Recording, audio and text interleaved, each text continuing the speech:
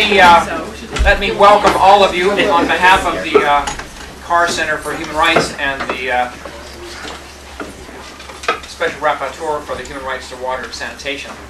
Thank you for joining us this morning, and let me acknowledge the hard work that Sharmila Murthy and Mark Williams did in arranging this meeting and kind of setting a bit of an agenda, giving you some background materials and providing Catarina de Albuquerque brief bios of all of you, so she'll know something about the people in the audience, even though we're not going to take the time to do introductions this morning. So I'm going to ask Sharmila Murthy to moderate this morning. I'm Charlie Clements from the Carr Center, and let me welcome and introduce Catarina de Albuquerque.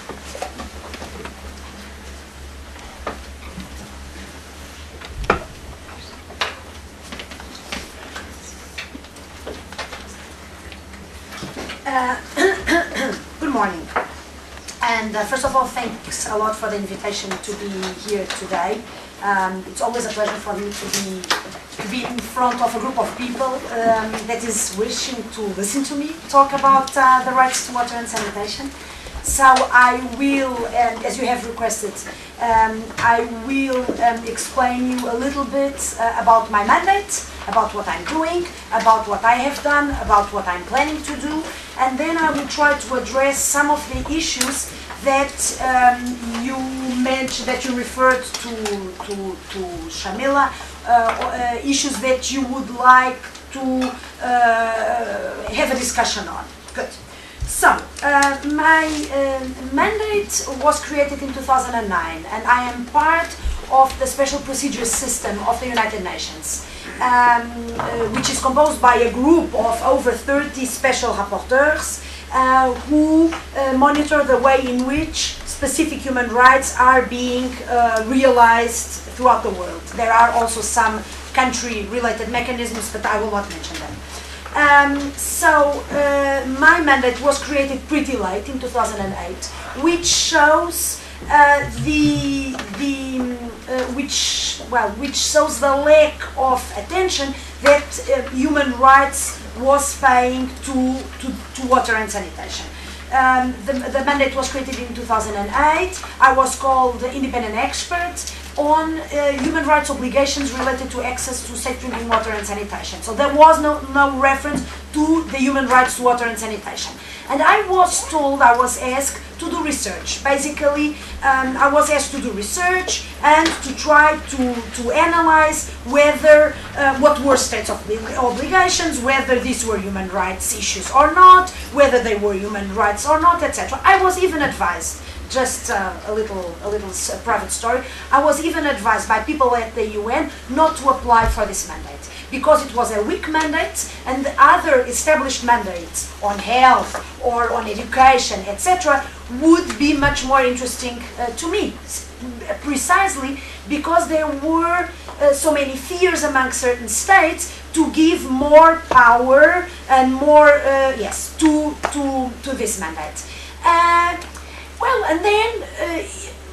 Then I applied because I thought it would be interesting to start a mandate from scratch, and then little by little I started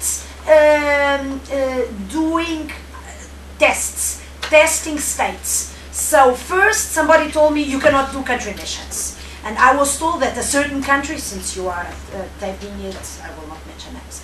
I will mention it in the break.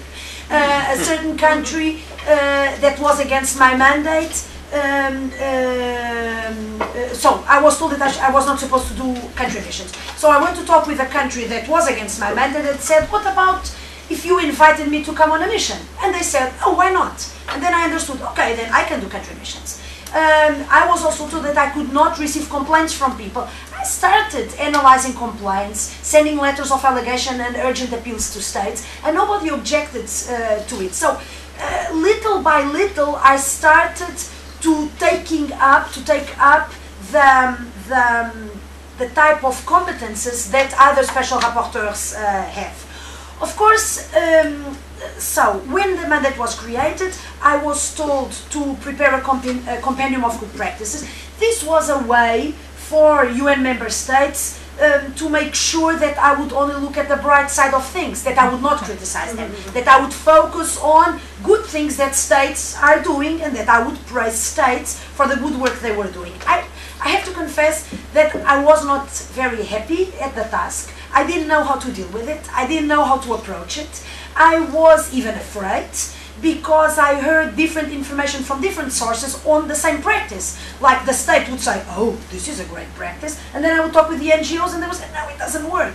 So I was skeptical, reluctant, unhappy to do this compilation of good practices.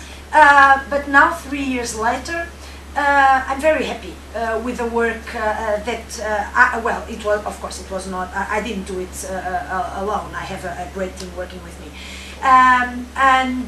So what did we do? I said to myself, look, you have to find criteria that will help you to say this is a good practice, this is not a good practice. And then on the basis of this criteria, I will be able to defend my practices if somebody criticizes me saying, oh, but this one is not good. So I defined 10 criteria, and I asked different stakeholders to send me examples of good practices. I think, well, of course, I'm not impartial when I talk about these things, but I think that things worked very well, because from what I say, when mandate holders send out note verbal asking for contributions, they receive like 20, 30 answers, and I received over 200. And which was a problem, because it was too much information. I just presented my compilation of good practices to the Human Rights Council last month. It's very small, because I am subject to word limits of 10,700 words. So now I'm publishing a book that I intend to launch next year in March, where I will include many more practices and also more detail on each one of the practices. And for me, the work that I've done, well, of course, it can be seen as a work aimed only at praising states and the different stakeholders, but I think that now I look at it and I see it shows that the implementation of the rights to water and sanitation is within reach. It is possible. It's not a distant dream in the air. It's not an aspiration. These are human rights that can be implemented, even in times of crisis, even in countries where there is scarcity of resources, etc. And I was talking now with Valerie about one of the practices that I have in the book. It's one of my favorite ones, there are great examples from developing countries, like you were saying, Valerie, that can and should be used in developed countries, and vice versa. Low cost, small interventions that contribute to the realization of these human rights. Good. Then my first report was on sanitation, because, as you know, the Committee on Economic, Social and Cultural Rights had adopted a general comment on the right to water, leaving sanitation aside. I was told, oh, this is being good. So leaving sanitation aside, and I can tell you why sanitation was left aside. Now, it's a difficult topic, and it's a taboo issue, and people don't feel comfortable talking about shit. So my first report was precisely on sanitation, because when I was appointed, my objective was to get the rights recognized at the end of the first term of my mandate. I mean, this year, 2011. So I said, there has been lots of talk about water. Let me now write about sanitation, so that when we arrive at 2011, both are at the same level of development. I also talked with the Committee on Economic, Social and Cultural Rights and told them that it would be so important if you could adopt a general comment on the right to sanitation. The timing was too short, and they adopted a statement, as you might know or not, on the right to sanitation, basically endorsing the conclusions and the recommendations contained in my report. It was a good thing. Another issue that led some states to be hesitant regarding the recognition of these rights as human rights was the issue of private sector participation. And as you know, many say, oh, water comes from God, it cannot be privatized, etc. So My second report in 2010 was precisely on non-state service provision of water and sanitation services, well, where I say what you all know, that human rights are neutral regarding the form of service provision that is chosen, but that there are certain preconditions that have to be in place in a country in order to make sure that the private sector, the delegation of water and sanitation services to the private sector works, and that those situations where countries have said, oh my God, I don't know what to do with this sector, let me wash my hands and give it to the private sector, they will deal with it, they have never worked. So that was my second report. I also have been working a lot on the Millennium Development Goals, and I presented last year also a report to the GA precisely on the Millennium Development Goals and on the contribution of human rights to the MDGs. And so what I tried to do was to look at the MDG targets for water and sanitation and explain why they were not in conformity with human rights. And also I was looking at the indicators that are being used in order to measure progress towards these MDG targets. And I tried to show, to demonstrate that they are not in conformity with human rights either. I'm sorry for those who had breakfast with me this morning, because I will tell the same story again. As you might know, what the MDG framework says is that we have to reduce by 50% those without access to an improved water source. And what does improved water source mean? It means, for example, that water coming out from a tap is improved. So it helps your country to become an MDG hero. The water coming from a protected well also is presumed to be of quality. So if you have a protected well and if you are drinking from a protected well, you are contributing to making sure that your country is an MDG hero. I was in one of these countries which see themselves as MDG heroes, and I opened a water tap inside someone's house near the capital city of that country, and the water coming out, I even filmed it, was black, literally black. But then there is this lack of how shall I say it, of motivation by governments to do more, because many governments have told me, but why are you angry at us? We are meeting the MDGs. This is an improved water source. Or in another country where I was on mission, 96.5% of the wastewater was all being dumped into rivers and the oceans. So when I criticized that government for doing what it was doing, it was my first country mission, even the UN family in the country, the UN country team, was looking at me and saying, what's your problem? They are meeting the MDGs. What's the problem of dumping the 96.5% of the wastewater into the oceans? So the MDGs, I think, have had the advantage of bringing attention and even resources to certain issues, but also there is this perverse effect of making governments be satisfied with a certain situation that they are living in just because they are meeting the MDGs. And of course, when we talk about discrimination, obviously this is something which is not addressed in the MDGs. And just another story, I went to a country that told me we are providing 98% of the people with water, with safe water, and then I started visiting the country, many slums. And I'm just a lawyer, so I'm not good in maths. But I was adding the numbers of people living in slums, and it didn't match with the 98%. So at the end of the mission, I met again with that government representative, and I told him, but how does it match? How do you say that you have 98%? Because I was in slum A, B, C, and D, and E. Oh, but the people in the slums, they are illegal. They don't even count for the statistics. So problem solved. Then, as you know, last year the rights to water and sanitation were recognized by the General Assembly in a resolution adopted on the 28th of July. It was an initiative by Bolivia, which caught the world by surprise. It had an happy ending, even though it was voted. The US called for a vote, the USA called for a vote, and abstained. There were some dozens of countries, I forgot the numbers, 44? 41, thank you. as I said, I'm bad in figures, that abstained.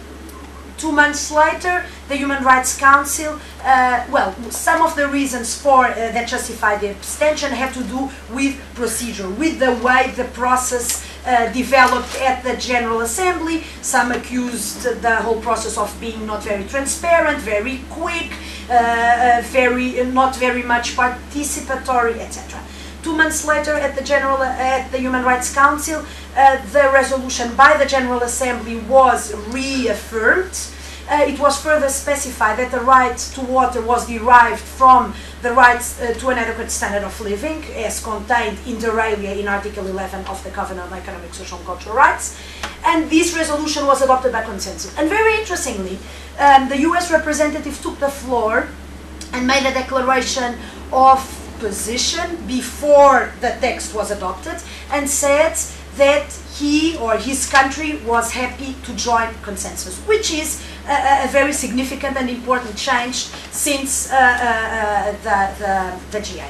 Then this year, my mandate was renewed was extended for a further period of 3 years, and it was changed from independent expert to special rapporteur, and from human rights obligations related to access to safe drinking water and sanitation, simply on the human rights to safe drinking water and sanitation.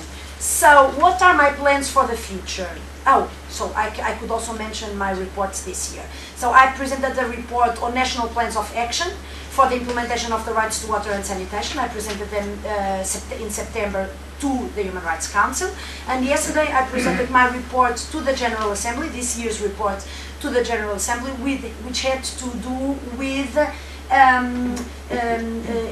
financial resources for the realization of the rights to water and sanitation, where I basically asked 3 questions. Do we know how much money is going to the sectors?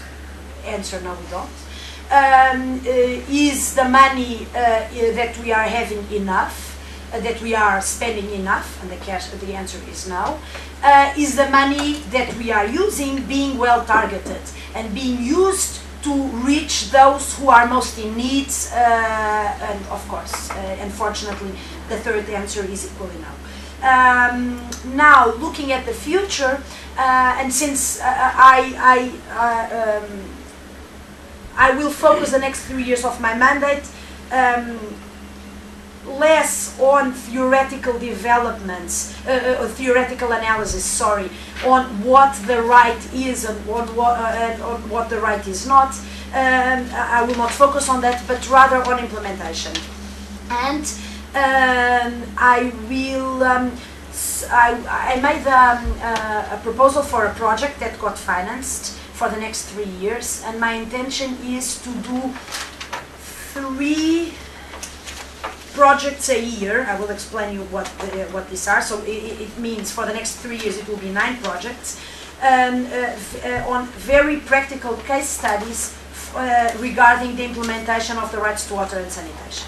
So what is my dream? My dream is to work with a utility, a water utility, and help that utility to integrate the human right to water and sanitation into its work. My dream is to work with a government that tells me, now that the right has been recognized, we want to adopt a law, a national law on the right to water and sanitation. And my dream is to work with that government, helping the government to draft the law. Also work with governments that are willing to integrate human rights principles, for example, in budgeting for water and sanitation. Governments that are willing to prepare national plans of action for the realization of the rights. But I also want to work with NGOs, with UN agencies, etc., to make sure that they integrate human rights into their work. So this is my idea for the next 3 years, and I would be very happy to brainstorm with you about other ideas that you might have, and even areas where we could work together. My next report to the Human Rights Council next year will be on stigma.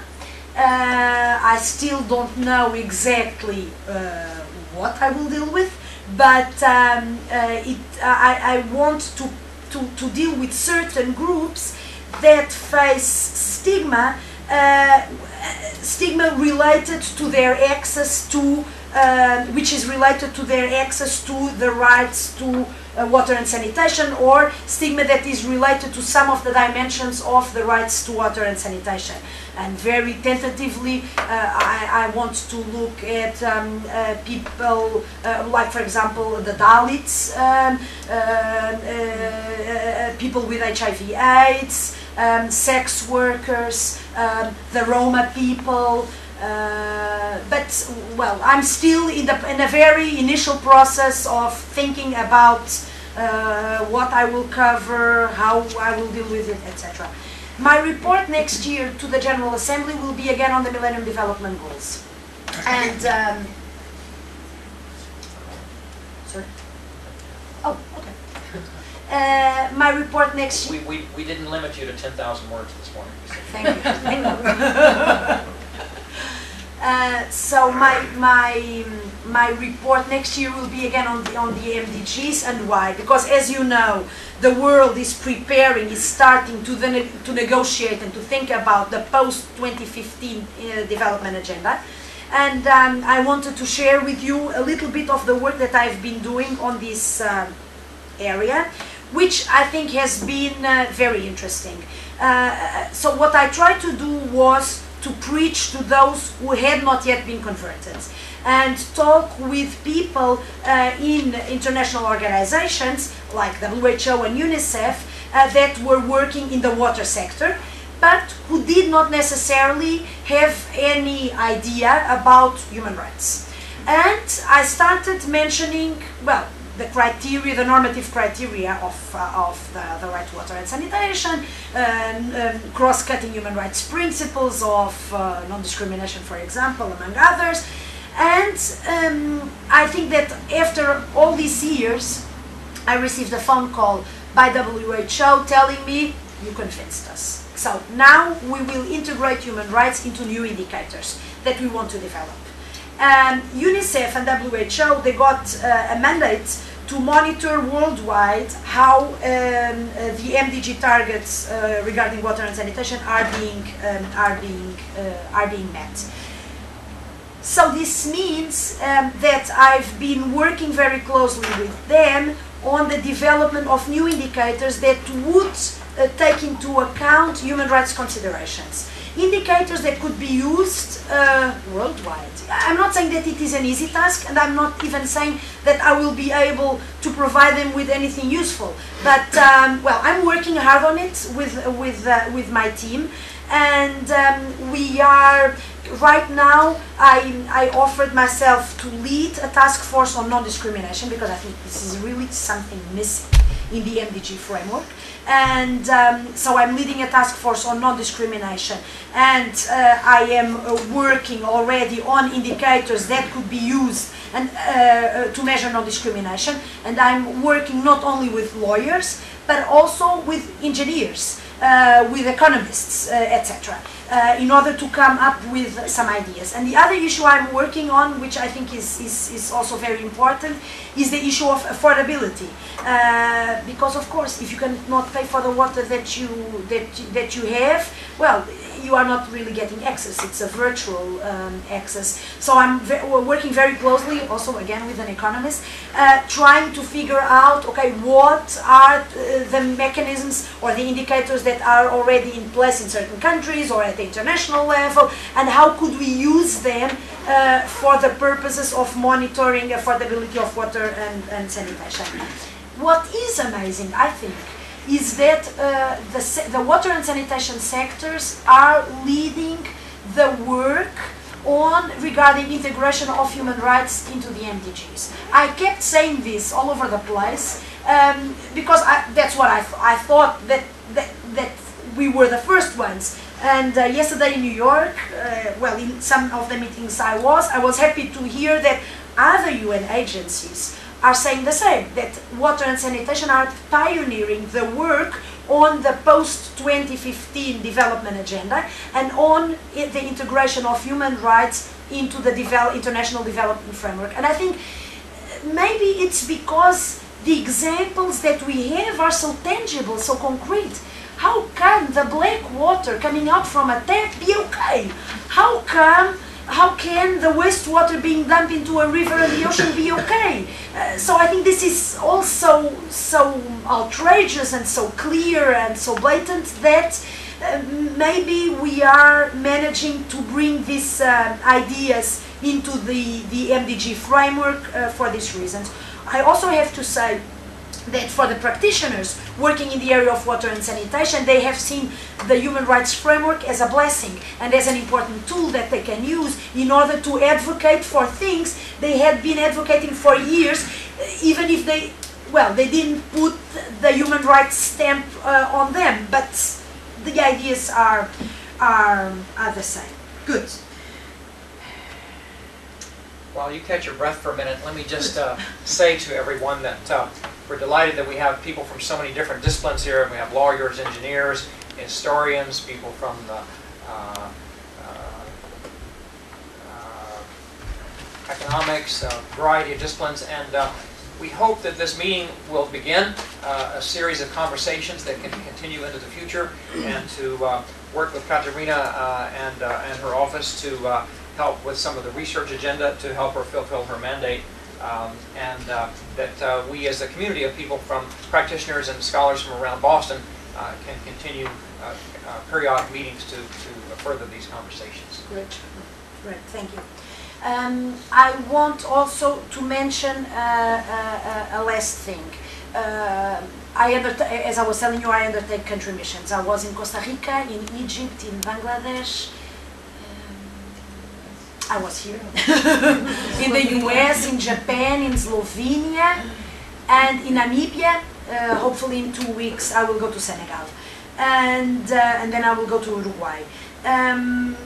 I think the country missions have been a great opportunity to understand better the challenges, but also the possibilities for the realization of these rights.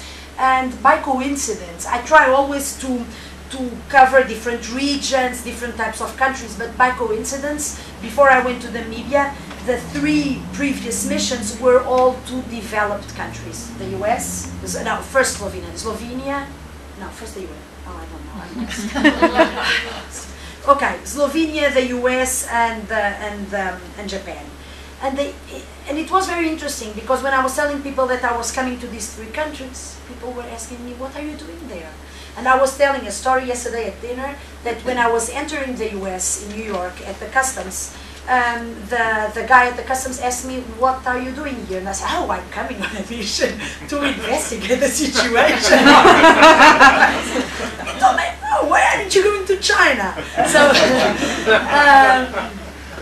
what is interesting, and it was one of the questions I was asked yesterday at the General Assembly, it was, what are the parallels between the developed countries and the developing countries? Are the problems different?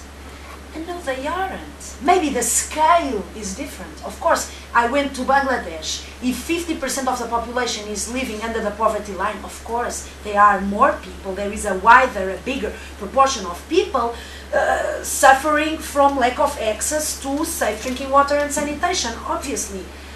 But now, if we forget about the proportions, and if you look at the situation of the people, well, it's not that different. And I was particularly shocked, and Valerie and Patricia know it because they were a big support to me here in the US during my mission.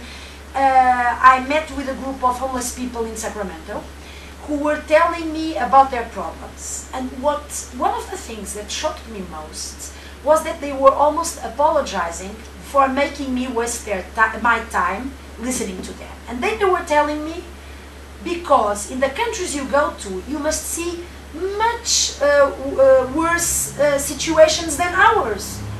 And I was saying, no, because what you see, for example, a homeless guy in Sacramento, who is not allowed to defecate and urinate in the open. Well, I'm not saying that I'm in favor of open defecation and open urination, but in a city where it has been even criminalized. And in a city where in parallel public restrooms were shut down, they are left with no option. So the guy developed a solution. He bought a little tent in a supermarket. He took a chair, he made a hole in a chair, and he put 2 plastic bags beneath. So that, and that were his words, so that I did it for the women, because if my mother were alive, I would not like her to be subject to the indignity of having to find a place to do her needs behind a tree, whatever. So when the bag was full with shit, he would take the bags, put them on his bike, and ride to a restroom in the center of the city, which was open. He would wait until it was empty. He would open the bags and he would dump them into the toilet. He would flush the toilet. He would put these 2 bags into a 3rd bag. He would dispose them into a garbage, and then he said, and then I sanitize my hands with water and lemon. And it made me immediately think of the situation of the Dalits I've seen in Bangladesh. And of course you will say, well, some have told me that my examples were very anecdotal, that I was basing myself on anecdotal evidence. It is true that I did not talk with every single American when I was here on mission, that I did not visit every single city or town or village. It's true. It's true that I just picked up some cases, but what I wanted to show was, and I think that this is what I've seen in the US, it's also what I've seen in Slovenia, that you see, and in Japan, you see certain patterns of exclusion, certain patterns of discrimination, and then countries seem not to be willing to look at these people and rather concentrate on the progress that has been achieved. Of course, the progress that has been achieved is great. I'm not saying the contrary. And of course, in the US, in Slovenia, and in Japan, the vast, overwhelming majority of the population has access to these rights. It's not, I'm not putting it in question. But the truth is that you see always the same people not having access to progress. The homeless people here, the Roma people. I met with people in Slovenia, a rich country, a EU member state. Nowadays being a member of the EU doesn't mean much, but still, a EU member state, a rich country where you have the Roma, just the Roma, being forced to walk for hours every day to fetch water, not having water at their place. I met a father who told me, my daughter once came from school and she told me, Dad, I don't want to go to school anymore. Why not? Oh, because the other kids are teasing me because I smell. And then the father told me, and it's true, she smells. Because we don't have water. We don't have water. So, and then I told him, and what did you do? And he said, well, I cried with her. There is nothing I can do. So you see these unacceptable, constant patterns of discrimination against certain groups of the population, and unfortunately it's something that I've seen in my visits to developed countries. And well, governments are, it's also interesting to see that developing countries have accepted my criticism better than developed countries. Now, don't ask me why.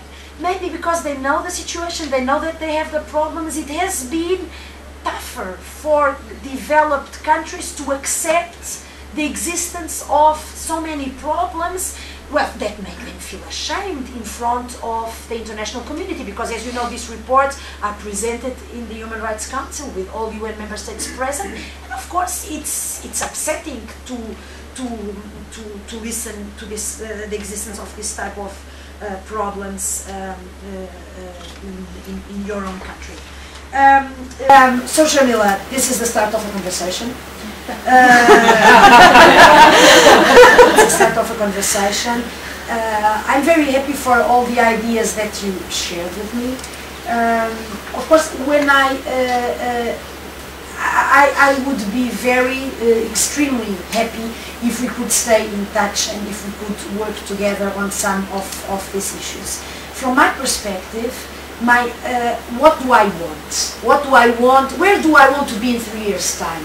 I want to advance the implementation of the right. I want to come up with practical tools or practical examples or practical studies done on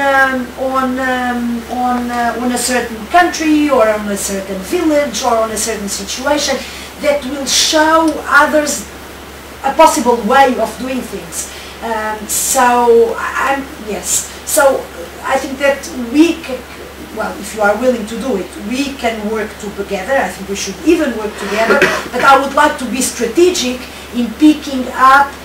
We were discussing over breakfast and also last night about whether it would be of interest to me to work on model legislation for the implementation of the rights. Of course. I would also be interested in looking at